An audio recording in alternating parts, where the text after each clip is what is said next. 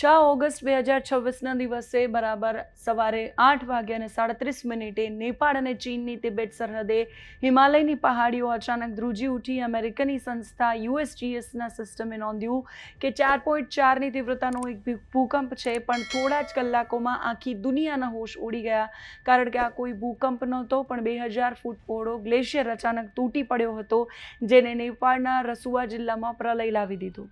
160 કરતાં વધારે લોકોનું મૃત્યુ થઈ ચૂક્યું છે અને કૈલાશ માનસરોવર યાત્રા પર ગયેલા 133 કરતાં વધારે ભારતીયો સહિત સેંકડો વિદેશી પ્રવાસીઓ લાપતા છે। પણ સૌથી મોટો સવાલ એ છે કે નેપાળની આ આફત હવે ભારત તરફ આગળ વધી રહી છે।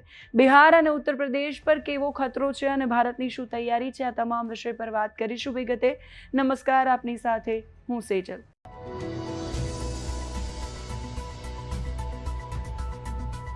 વૈજ્ઞાનિકો અને સેટેલાઇટ ઇમેજ પ્રમાણે આ આપત્તિની શરૂઆત છે તિબેટના પહાડોમાં અંદાજે 17,000 ફૂટની ઊંચાઈએ થઈ। ત્યાં ગ્લેશિયરનો એક મોટો ભાગ તૂટીને નીચે ખીણમાં પડ્યો, જેના પ્રચંડ આંચકાને કારણે સિસ્મિક સ્ટેશનોએ ભૂકંપ સમજી લીધો, પણ આ લાખો ટન બરફ અને પથ્થરોનો કાટમાળ સીધો જઈને ખાબક્યો ચીન તિબેટ સરહદે વહેતી લેન્દે ખોલા નદીમાં।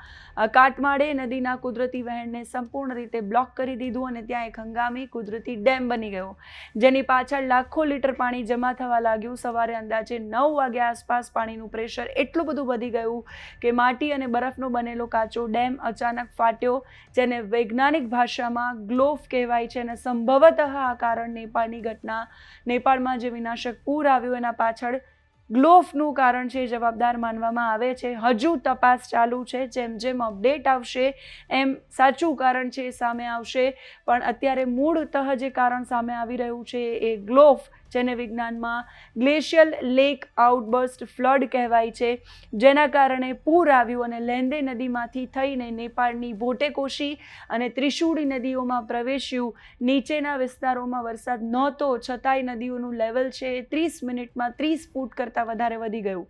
20થી વધારે મોટા બ્રિજ, 40 કિલોમીટર લાંબા રસ્તા અને નેપાળના 450 મેગાવોટના હાઇડ્રો પાવર પ્રોજેક્ટ્સ પળવારમાં બરબાદ થઈ ગયા। હવે સમજીએ કે આ સ્થિતિના કારણે ભારતમાં શું થઈ શકે છે।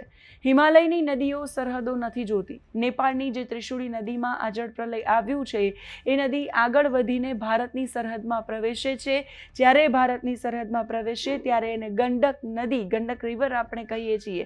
આ સિવાય આ પૂરની અસર કોશી અને નારાયણી નદીઓ પર પણ થઈ રહી છે। નેપાળના પૂરનું પાણી જ્યારે ભારતના નીચાણવાળા મેદાની વિસ્તારોમાં આવશે ત્યારે બિહારના ચંપારણ અને ઉત્તર પ્રદેશના સરહદી ગામડાઓમાં અચાનક પૂર આવે એવી શક્યતાઓ છે। ગ્લેશિયર તૂટવાના કારણે નદીઓમાં લાખો ટન કાદવ અને પથ્થરો વહીને આવી રહ્યા છે। આ કાદવ ભારતના ડેમ અને બેરેજ, જેમ કે વાલ્મીકી નગર બેરેજ છે, એમાં જમા થઈ શકે છે, જેનાથી નદીઓના પાણી રોકવાની ક્ષમતા છે એ ઘટી જાય અને પૂરનો ખતરો લાંબા સમય સુધી રહે। ભારતે આ ખતરાને હળવાશથી નથી લીધો। સેન્ટ્રલ વોટર કમિશનની એડવાઇઝરી પછી ભારત સરકાર તરત જ એક્શનમાં આવી છે। બિહાર અને ઉત્તર પ્રદેશના સરહદી જિલ્લાઓમાં NDRF, SDRF અને સશસ્ત્ર સીમા બળ છે એને હાઈ એલર્ટ પર મૂકી દેવામાં આવ્યા છે। નદી કિનારાના નીચાણવાળા વિસ્તારોમાંથી સ્થાનિક લોકોને સલામત સ્થળે ખસેડવાની પ્રક્રિયાઓ પણ શરૂ કરી દેવાઈ છે। ભારતીય સ્પેસ એજન્સી ISRO અને પ્લેનેટ લેબ્સના સેટેલાઇટ્સ દ્વારા ભારત, નેપાળ અને ચીનની જે સરહદ પરની નદીઓ છે એના પર અને ગ્લેશિયર પર 24 કલાક નજર રખાઈ રહી છે। વિદેશ મંત્રાલયે નેપાળમાં ફસાયેલા 133 કરતાં વધારે ભારતીયોને બચાવવા માટે કાઠમંડુ સ્થિત ભારતીય દૂતાવાસ સાથે કંટ્રોલ રૂમ શરૂ કર્યો છે અને રાહત સામગ્રી મોકલવાની તૈયારીઓ પણ થઈ ગઈ છે, મોકલાઈ પણ ગઈ છે અડધાથી ઉપર। NDRFના અધિકારી અને બાકીના જે આગેવાનો છે, જળશક્તિ મંત્રાલયના મંત્રી CR પાટીલ છે, એ લોકો શું કહી રહ્યા છે એ સાંભળીએ। आज चीन और नेपाल के बॉर्डर पर बादल फटने का एक शंकास्पद बनाव बना है, जिसके कारण वहाँ पर पानी का जो बहाव है वो करीब 12 मीटर से भी ज़्यादा बढ़ा है।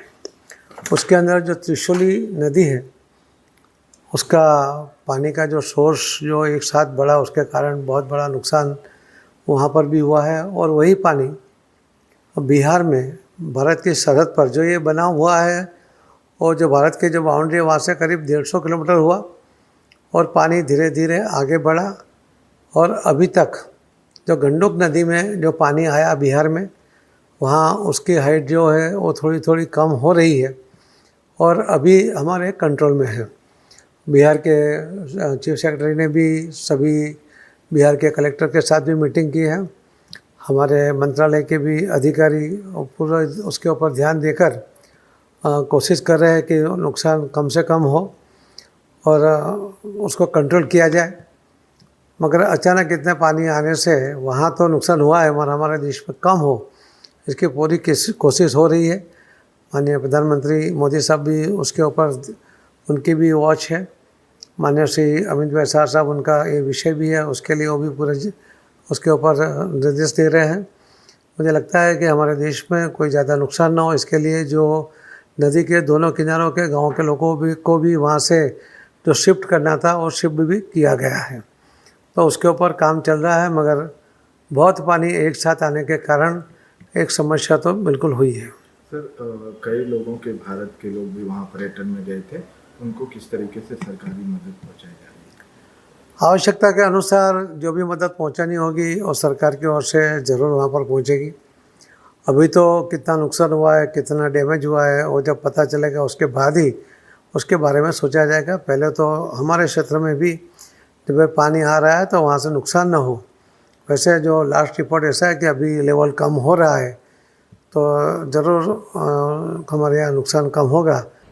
एक्चुअली ये सुबह की खबर है कि एक ग्लॉफ हिट किया तिब्बतन और नेपाल बॉर्डर पर, और उसके बाद ये फर्दर डाउन नेपाल में, और इसका जो आगे आने का अंदेशा है वो गंडक की है। तो चूंकि हमारा रिस्पांसिबिलिटी इंडो नेपाल बॉर्डर तक है, तो हम लोग MHA इज उसके ऊपर एक नजर बनाए रखे हुए है, और स्टेट गवर्नमेंट साथ में उन्होंने भी एसेस करी है सिचुएशन।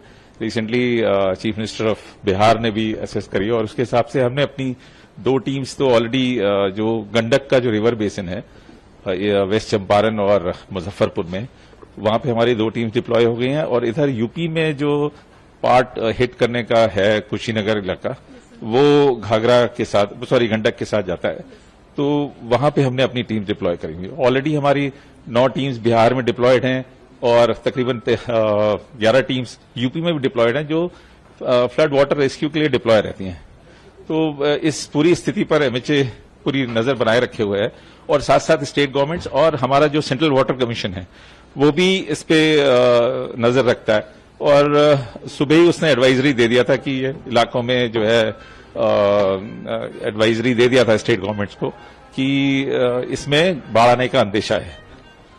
जी तैयारियां आपने बताई अभी तक। जी। बिहार और यूपी में सब जिस तरीके से इलाकों में अभी रेड अलर्ट किया, हाई अलर्ट पे रखा जी गया है, जी जी तो आगे जाके कुछ दिनों में क्या कुछ स्थिति बन सकती है? फिलहाल कुछ दिनों में नहीं, ये तो हम लोग बहुत हाई अलर्ट पे है, क्योंकि ये साधा जो सारा नीचे डाउनस्ट्रीम आता है ये गंडक को ही स्ट्राइक करेगा, और वहां पे जो बैराजेस हैं, जैसे जैसे बैराजेस से पानी छूटेगा तो उसमें नीचे की स्थिति में बाढ़ आने का अंदेशा है पूरा। तो हमारी एडिशनल टीम्स भी तैयार हैं, जैसे जैसे जहां पे भी स्टेट गवर्नमेंट को लगेगा कि वहां पे NDRF की जरूरत है तो NDRF अपनी टीम डिप्लॉय करेगा। તો નેપાળમાં આ મહાવિનાશક પૂર અને ભૂસ્ખલનને કારણે 175 લોકોનું મૃત્યુ થયું હોવાની પુષ્ટિ થઈ છે। 300 કરતાં વધારે ભારતીયો ગુમ છે અને તિબેટમાં 550 લોકો ગાયબ છે। 21 જેટલા ભારતીયોનું આજે રેસ્ક્યુ કરવામાં આવ્યું છે। ગઈકાલથી સતત વિનાશના દ્રશ્યો સામે આવી રહ્યા છે અને ભારત તરફ હવે એ પૂરનો ખતરો છે એ મંડાઈ રહ્યો છે। એક્શન મોડમાં છે ભારતીય અધિકારીઓ, નેતાઓ અને બધું જ બાકીનું પ્રશાસન જોવાનું એ રહેશે કે આગળની પરિસ્થિતિ શું સર્જાઈ છે। હાલ તો એ પ્રાર્થનાઓ સતત કરવામાં આવી રહી છે કે જે પણ લોકો નેપાળના, તિબેટના, ચીનના કે બાકી બધા જગ્યાઓના ફસાયેલા છે એ સુરક્ષિત અને સલામત પોતાના ઘરે, પોતાના વતન પરત ફરે। આ ઘટના પર તમારું શું માનવું છે કમેન્ટ કરીને કહેજો। અત્યારે આ વિડીયોમાં બસ આટલું જ। નમસ્કાર।